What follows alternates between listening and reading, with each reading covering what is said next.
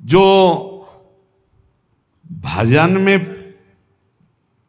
प्रधान भाव रखे हुए वही उत्तम भाग्य वाले। श्रीपाद कह रहे मंद प्रज्ञास्त एवात्र मंद भाग्यास्त। अगर मंद बुद्धि तो मंद भाग्य, और तीव्र बुद्धि आप भजन के लिए निकले। भजन जब हम देखा कि शून्य जैसा हो गया मन, न मंत्र पकड़े न नाम पकड़े न कुछ नहीं, बस जिद, वो भी जिद्दी है। अरे तूफान को रोक लेना सहज है, हिमालय को उठा लेना सहज है, लेकिन मन को रोक लेना, ऐसा हमने योग वासिष्ठ में पढ़ा है।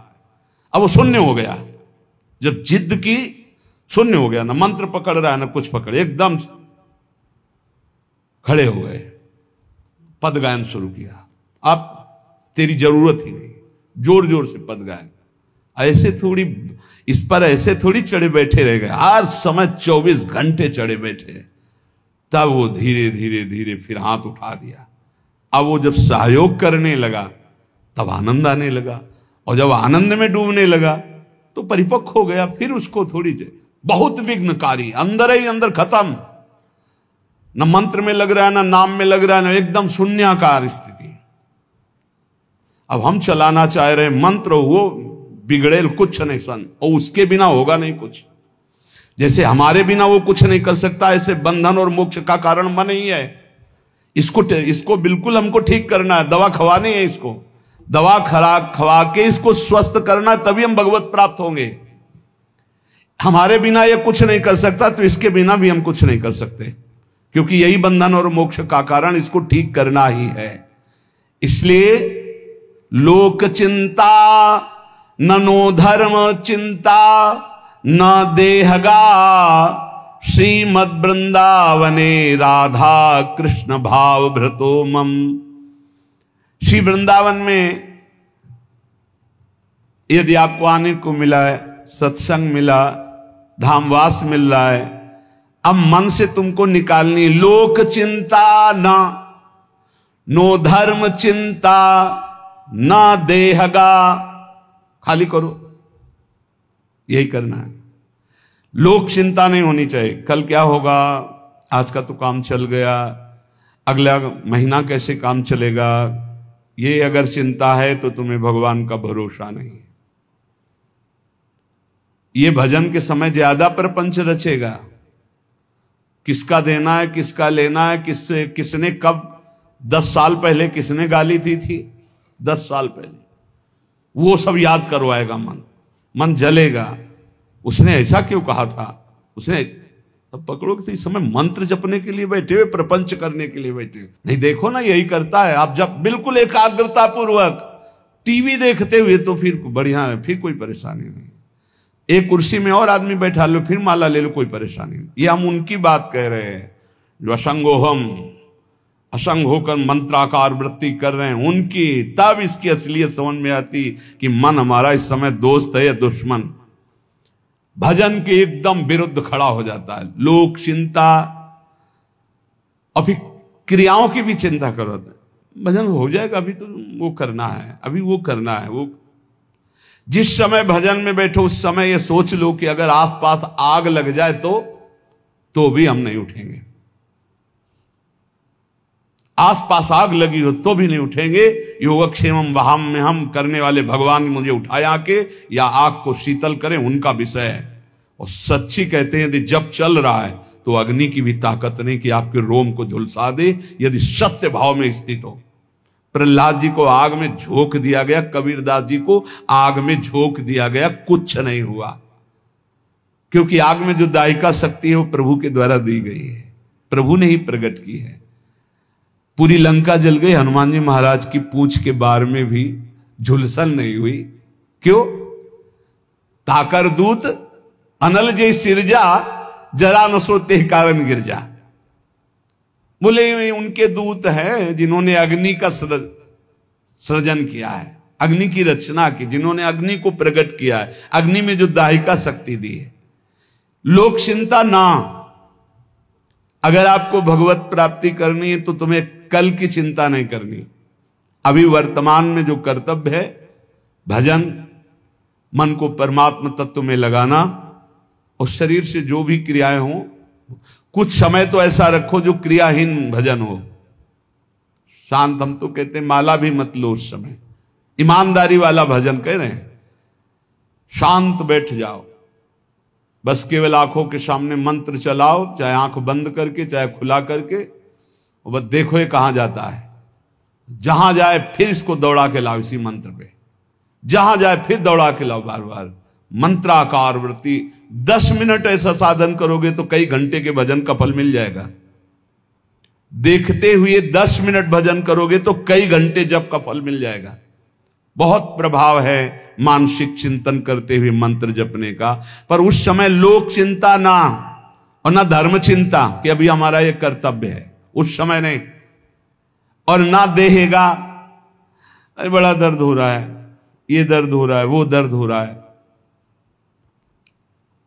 तुम्हारे किसी के दर्द तो कभी कभी होता होगा, हमारा दर्द का तो संबंध हो गया है, दर्द से हमारा तो संबंध हो गया है।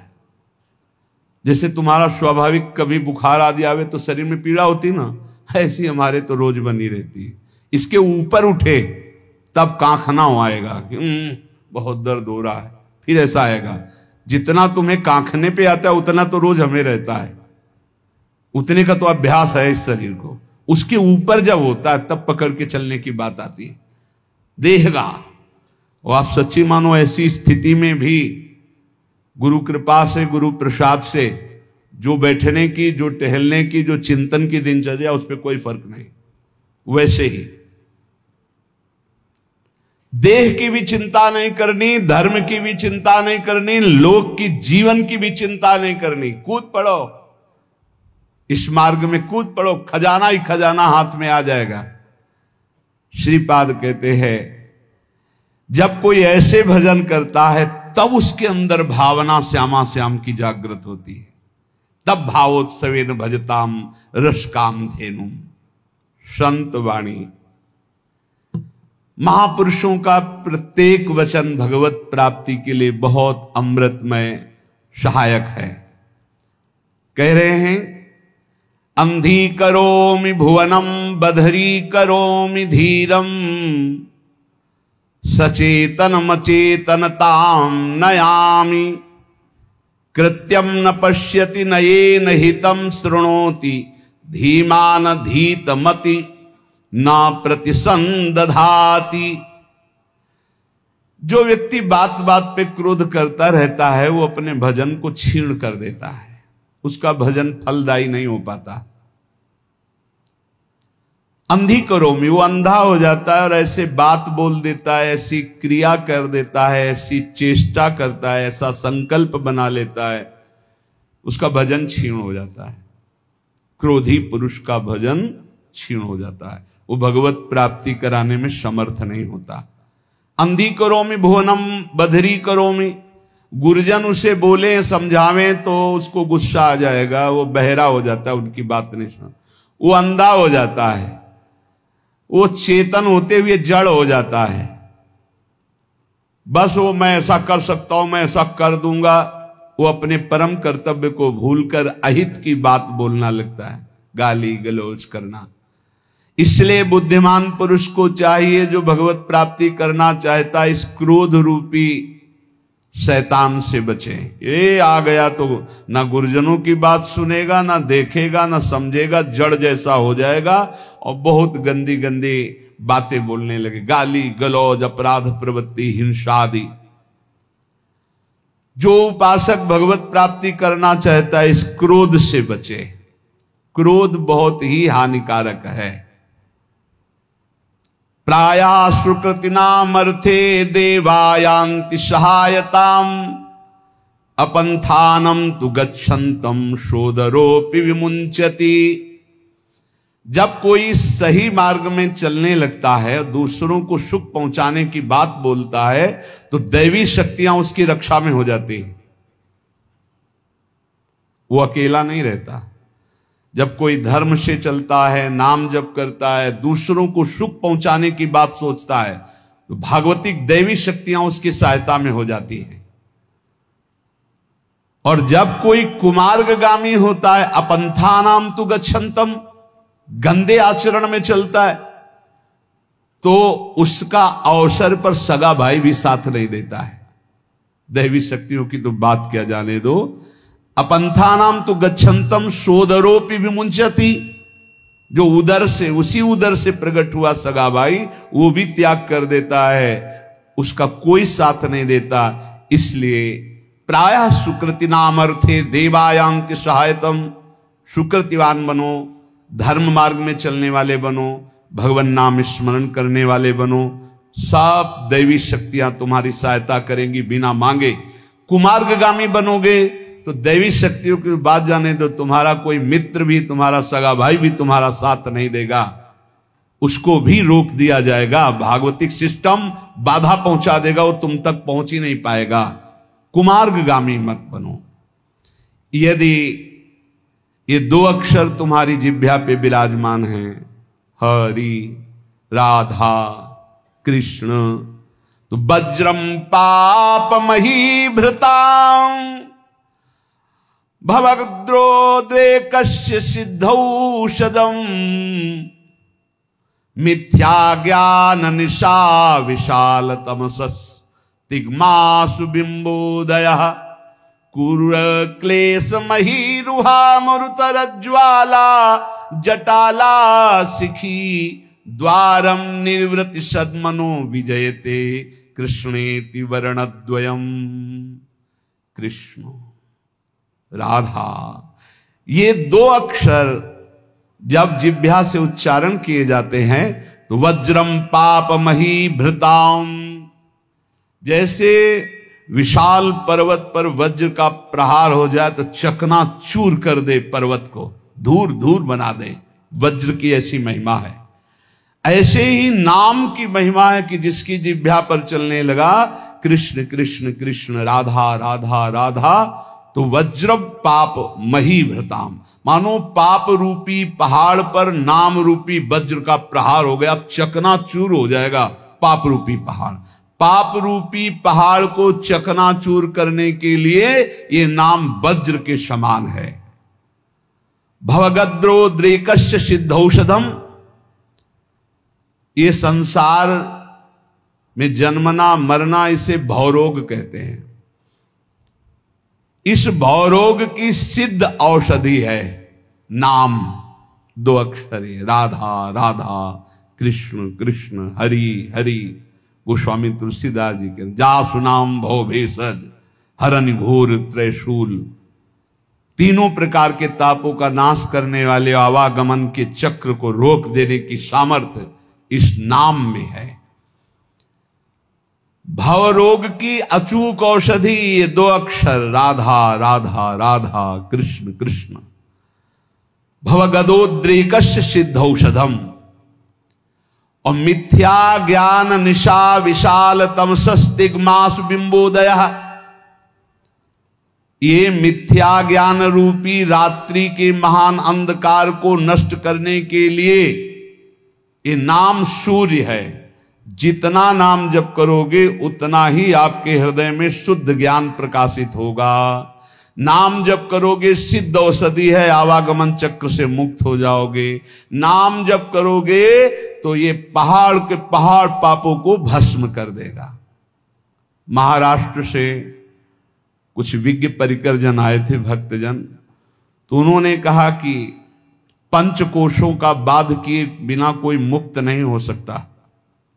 अन्नमय कोश, मनोमय कोश, विज्ञानमय कोश, आनंदमय कोश, इस तरह के जो कोश हैं इनका बाध किए बिना कोई जीवन मुक्त नहीं हो। और आपके प्रवचन में प्रायः सुनते हैं कि नाम जप करने से जीवन मुक्त हो जाएगा, भगवत प्राप्त हो जाएगा। तो इन कोशों का बाध तो ज्ञान से होता है। तो उनको बताया कि आप जप करके देखो, प्रश्न करने से उत्तर प्राप्त कर लेने मात्र से संतुष्टता नहीं होगी। आप जप करो, जप करोगे कुंडलिनी जागृत हो जाएगी, जप करोगे निरंतर प्राण संयमित हो जाएंगे, षट चक्र का भेदन हो जाएगा, पंचकोशों का बाध करने वाला ब्रह्म तत्व का ज्ञान प्राप्त हो जाएगा। कौन सा ज्ञान ऐसा है जो भक्त को ना हो जाए? नाम से जो चाहोगे वो प्राप्त हो जाएगा। मिथ्या ज्ञान निशा विशाल तमसस्तिगमांशु बिंबोदया। मिथ्या झूठा ये मायाकृत जो अज्ञान रूपी अंधकार है, इसका नाश करने के लिए नाम भास्कर के समान है, दिव्य ज्ञान प्रकाशित कर देगा। जो राम राम भी नहीं जप पाते थे, मरा मरा कहते थे, इतना नाम का प्रकाश हुआ कि राम जी के प्रकट होने के पहले ही दिव्य उनके पावन चरित्र का गान कर दिया। विश्वास करो, नाम का प्रभाव। जो सादर राम राम नहीं कह पाते थे, उन्होंने संस्कृत में भगवान के पूर्ण चरित्र का गान कर दिया। ये नाम का प्रभाव। कोई ये ना समझे कि नाम से कैसे, जो योग से प्राप्त होता है, जो ब्रह्म ज्ञान से प्राप्त होता है, वो सब नाम जपने से सब प्राप्त। और नाम जप नहीं है तो शुद्ध ब्रह्म बोध हो ही नहीं सकता। ये काशी से आए हुए एक महापुरुष की बात। मैं नित्य विश्वनाथ जी को जल चढ़ाता हूं गंगा स्नान करके। मैं नित्य वेदांत का अनुशीलन करता हूं गुरु चरणों में बैठकर।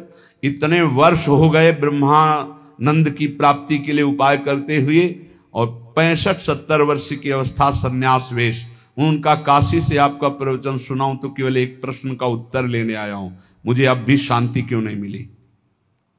शुद्ध हूं, कहीं भी अशुद्ध आचरण नहीं, कहीं भी किसी भी तरह की कोई त्रुटि नहीं।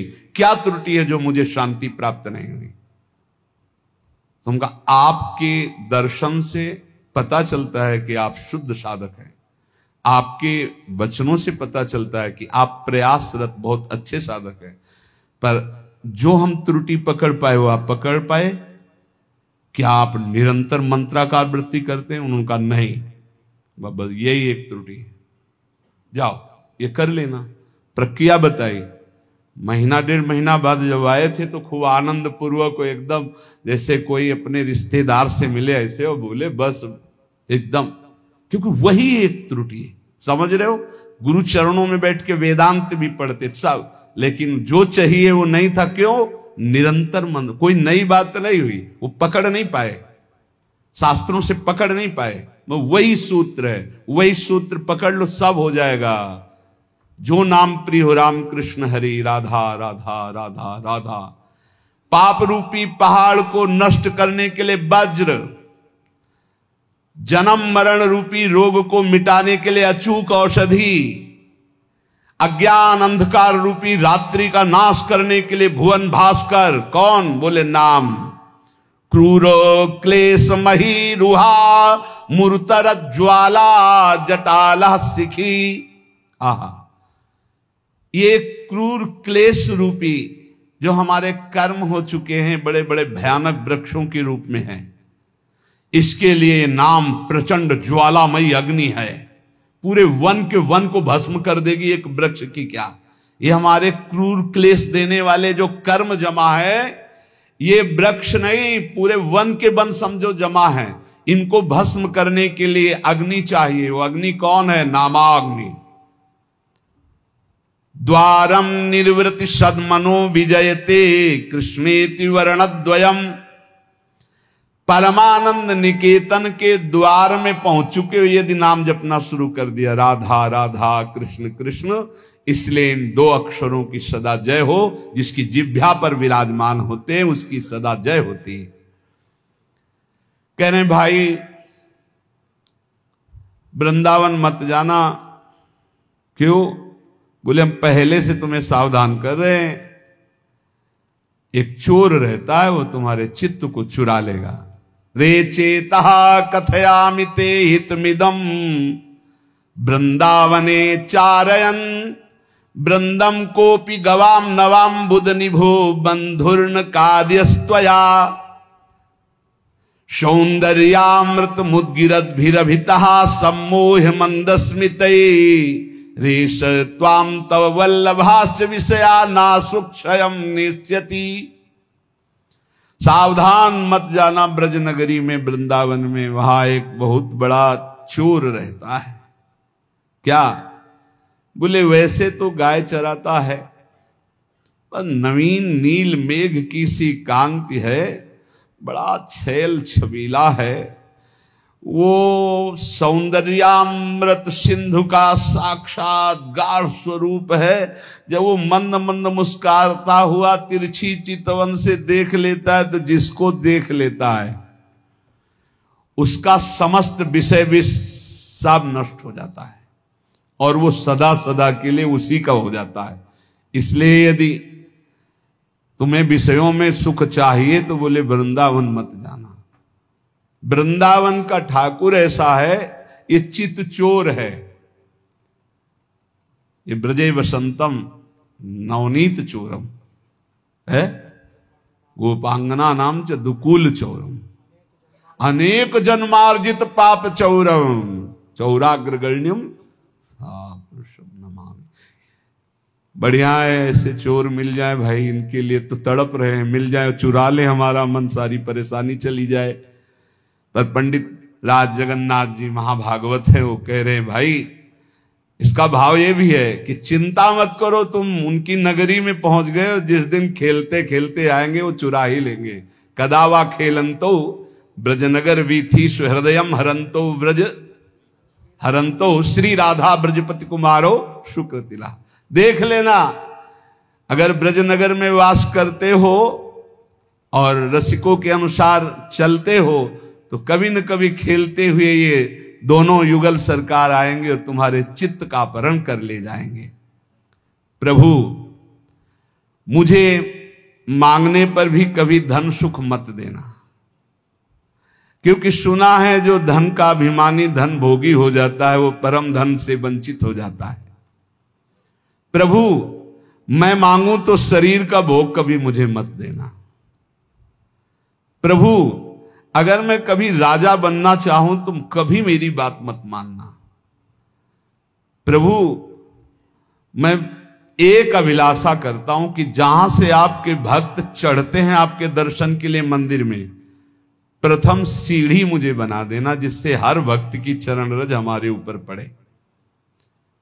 मैं चाहूं भी तो मुझे धन सुख मत देना, शरीर सुख मत देना, राज्य सुख मत देना, परम पद मत देना। क्या चाहते हो? तो बोले आपके मंदिर में जब दर्शन करने भक्त जाते तो पहली सीढ़ी से ही पादुका उतार देते। ये भक्तों का लक्षण, कभी मंदिर की सीढ़ी में पादुका पहन करके नहीं चढ़ा जाता। इतना चप्पल जूता से प्यार है, एक दो बार तो रोकना पड़ा है कि बोले चप्पल पहन के नहीं जा सकते। बोले अच्छा तो चप्पल हाथ में ले लिए। हाँ, ठाकुर जी के सामने जा रहे हैं लोग, फूल माला लेके जाते हो, चप्पल लेके जा रहे हैं, ऐसे देखे गए हैं। इतना प्यार है। और अगर बाहर उतार गए तो दर्शन ठाकुर जी के कर रहे हैं, ध्यान में चप्पल है, कोई पहन न ले जाए यार, पहन न ले। हमें लगता है कि अगर आसपास कहीं रुके हो तो वहां से नंगे पैर जाना चाहिए ठाकुर जी के दर्शन। इतना तो सौभाग्य ले लो, सिर भर जाऊं उचित मोरा सबसे सेवक धर्म। और मंदिर की प्रथम सीढ़ी से पादुका ना पहने, ये पक्का इतना तो समझ लो। वैसे भी 32 सेवा अपराधों में है पादुका पहन करके दर्शन करने जाना। प्रथम सीढ़ी से वहां दरवाजे तक पहन करके जाते हैं, कांटा पड़े हैं क्या वहां? प्रथम सीढ़ी के पैर छू पादुका उतार, कोई ले जाएगा तो घर में रख के आओ ना। इतना प्रिय पादुका है तो उसको फिर, अरे ठाकुर जी के आगे प्राण भी प्रिय नहीं है, ले जाएगा बेचारा। चार दिन तुम पहने, 4 दिन वो पहन लेगा। बोले तुम तो बाबा जी हो, तुम्हें फिर कोई दे देगा। वैसे तुम बिल्कुल अपने घर में उतार के जाओ, नंगे पैर जाओ।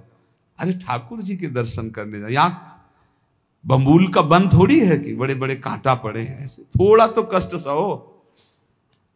प्रभु मुझे मंदिर की प्रथम सीढ़ी बना दीजिए जिससे भक्त की चरण रज मेरे ऊपर पड़े।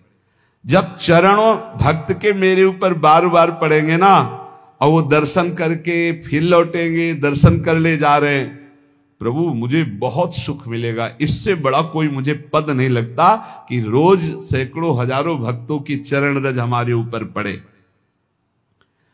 नाथ या जिसमें भक्तजन पा करके अपने पात्र धोते हो, इसी कुलशेखर अलवार नाम के महाभागवत है, भक्तजन जिसमें पाकर अपने पात्र धोते हो उस नाली का कीड़ा बना देना जिससे मुझे भक्तों की जूठन खाने को मिलेगी। कैसे भक्त है सोचो।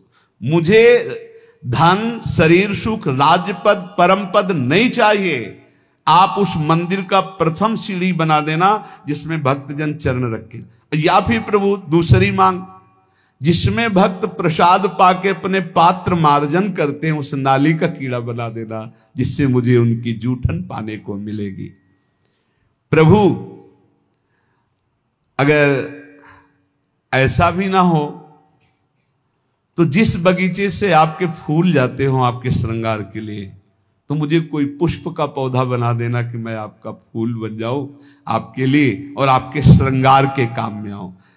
देखो, माता चाहे पुत्र उपद्रव करे या सौम्य हो, वो दुलार ही करती है, रीझ कर या खींच कर, जैसे भी वो। प्रभु मेरी बात मान लो, मैं हूं तो बच्चा आपका, रीझ जाओ तो मुझे दे दो, खींच जाओ तो मुझे दे दो। ये प्रभु मैं रोता चिल्लाता छटपटाता रहूंगा जब तक आप मुझे ये नहीं दोगे। नाथ तुम चाहे जितनी उपेक्षा करो, ध्यान दो या ना दो, मैं चिल्लाता रहूंगा और जोर जोर से पुकारता रहूंगा, क्योंकि मेरी दूसरी गति नहीं। मैं भक्त चरण रज, भक्त जूठन या आपकी सेवा, यही परिणाम चाहता हूं। प्रभु यदि आप प्रीतम हो और सबके सामने मेरा तिरस्कार करो और परित्याग करो, तो क्या मैं मान लूंगा कि मेरा परित्याग कर सकते हो आप? ये भक्तों की ठसक होती है। जाओ हम तुम्हारा त्याग करते हैं, तो हंसी आ जाना चाहिए। हंस क्यों रहे हो? तुम्हारा त्याग कर रहे हैं, आप कर ही नहीं सकते हो, आपका स्वभाव ही नहीं है, और सही आपकी ताकत ही नहीं है।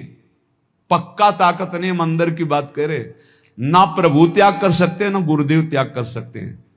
गुरुदेव शरीर से आपको दूरी करके नजदीक रहने से भी ज्यादा कृपा करेंगे। ध्यान रखना, ये स्वभाव है। जो नजदीक रहते हैं वो इस बात को पकड़ पाए होंगे कि संतों का एक स्वभाव कि नजदीक वाले का भले उतना चिंतन हो, लेकिन जिसे दंड दिया गया, जिसे डांट दिया गया, रात दिन उसका चिंतन होता है, उसका मंगल कैसे हो, उसका कैसे उन्नति हो। तो यहां कह रहे हैं भक्तराज जी कि यदि आप सबके सामने मेरा तिरस्कार करवा दो और कह दो मैंने परित्याग कर दिया, तो भी मैं नहीं मान सकता कि आप परित्याग कर सकते हैं। मैं आपके चरणों को कभी नहीं छोड़ सकता। जाने की बात कहने पर भी मैं जाने की बात सोच नहीं सकता। ये बात होनी चाहिए। चलो निकल जाओ यहां से। कहां? जहां तुम्हारा मन हो। तो हमारा मन तो यही है, हम नहीं जाएंगे। नहीं भागो, यहां तुम्हारे लिए कोई ठोर नहीं। तो हमारे लिए कोई ठोर है ही नहीं, तो क्या करें? न बाहर ठोर है न यहां ठोर है, तो ठोर तो हमारी यही है। तुम चाहे मेरी ओर आंख उठाकर ना देखो, पर मैं केवल तुम्ही को देखूंगा। तुम चाहे मेरी तरफ कभी मत बोलो, पर मैं कृपा का अवलंबन लेकर बोलूंगा तो सिर्फ आपसे ही बोलूंगा। क्या बात है। तुम कभी मेरी अभिलाषा पूर्ण मत करो, लेकिन अभिलाषा करूंगा तो एकमात्र तुम ही से करूंगा। तुम त्रिभुवन को सुख दो, मुझे दुख दो, पर हे त्रिभुवन पति मैं आपसे ही प्यार करूंगा। यह है प्रेमियों की छाती। भगवान मैं खोटी बुद्धि वाला हूं, सैकड़ों गलतियां करता रहा हूं। आप बड़े कोमल स्वभाव वाले हो और बड़े दूर परिणामी हो, दूर की बात सोचने वाले हो। मैं खोटी बुद्धि वाला हूं। देखो प्रभु, जिनके रोग होता सैकड़ों प्रकार की औषधियों के चक्कर में पड़ते हैं, क्लेश उठाते हैं, रोग मिटाना चाहते हैं, पर हमने पकड़ लिया एक महान औषधि, नाम रूपी रसायन का निरंतर पान। इसलिए प्रभु खोटी बुद्धि वाला हूं, पर छोटी बुद्धि वाला भी हूं। छोटी बुद्धि में ज्यादा बातें नहीं आती। भक्त बड़े प्रेमी होते हैं। हमने तो आपका छोटा बस नाम पकड़ लिया है, राधा राधा कृष्ण कृष्ण, ये रसायन पान कर रहा हूं। और गोविंद अब आपसे कहता हूं निकल के दिखाओ। फंसा लिया भगवान को। खोटी बुद्धि वाला हूं, बहुत बुरा कर्म किया हूं, छोटी बुद्धि वाला हूं, जैसे लोग के रोग होते तो सैकड़ों औषधियों की चक्कर में पड़ते हैं, वो बड़ी बुद्धि वाले हैं, हम छोटी बुद्धि वाले, एक औषधि में पड़े, नाम औषधि, नाम को पकड़ लिया। अब नाम को पकड़ लिया तो तुम निकल के दिखाओ, जाओ निकल के। ये खास ठसक होती भक्त की, नाम ने तुमको भी मोहित कर रखा है। अब पीने वाला तो छक ही जाता है इसमें, और उसको जो छू ले, जो सानिध्य, वो भी छक जाता है। इसलिए मैं कभी आपके द्वारा दी हुई सुदीर्घ यातनाओं से भयभीत होने वाला नहीं, मैं आपकी धमकियों में आने वाला नहीं। भगवान से कह रहे कि मैं तुम्हें छोड़ दूंगा, मैं तुम्हें त्याग दूंगा, तुम खोटी बुद्धि के हो। नाथ, अब आलस्य को दूर करके बस आपके नाम का निरंतर जप करते हुए आपको दया के लिए विवश करूंगा। रोता रहूंगा, पुकारता रहूंगा, राधा राधा राधा। कभी तो भनक पड़ेगी कान में, कभी तो दौड़ के आना ही पड़े, विवश कर दूंगा आपको। ये बहुत बढ़िया बात मिली है। कह रहे हैं बहुत छोटी बुद्धि वाला हो, इसलिए ज्यादा विचार हमारे दिमाग में है नहीं, आपका नाम पकड़ लिया है। और जैसे आप तिरस्कार करके, अपमानित करके मैं त्याग करता हूं, ये सब बातें करते हो ना, अब हम कहते हैं जाओ आप, निकल जाओ आप, कभी दया मत करना। अगर आपको दया के लिए विवश न कर दे तो बताना, क्योंकि मैं रात दिन आपका नाम जप करके आपको पुकारूंगा। प्रभु, संसार सागर में गिरे हुए, दुख सुखादि द्वंद्वों की वायु से आहत हुए, स्त्री पुत्र आदि के मोह जाल रूपी भारी पाषाण से डूबे हुए, विषय रूपी विषम जलराशि में बिना नौका के थपेड़े खाते हुए के लिए एकमात्र मैंने उपाय देखा है, वो है आपका नाम।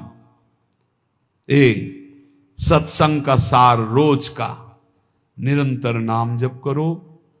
प्रभु के आश्रय में ऐसे दृढ़ रहो कि प्रभु भी छोड़ दे तो आप ना छोड़ो, सब छोड़ दें तो बात क्या, प्रभु भी अगर आके कह दे, पर आके कहना होगा।